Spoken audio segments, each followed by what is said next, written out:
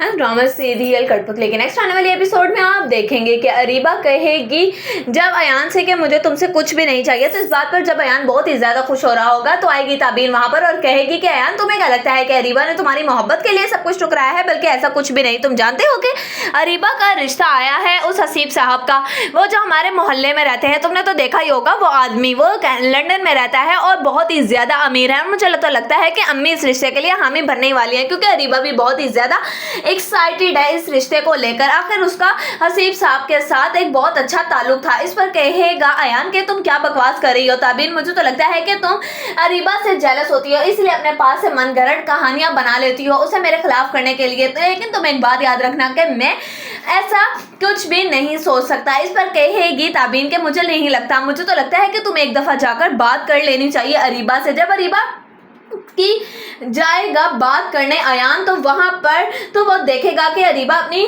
माँ के साथ खड़ी है। तो वो जब अरीबा से कहेगा कि अरीबा क्या तुम्हारा रिश्ता आया, इस पर कहेगी अयान की मोमानी कि हाँ अरीबा का रिश्ता आया है और मैं हाँ भी करने वाली हूँ। इस पर अयान कहेगा कि आप ऐसा कैसे कर सकती हैं।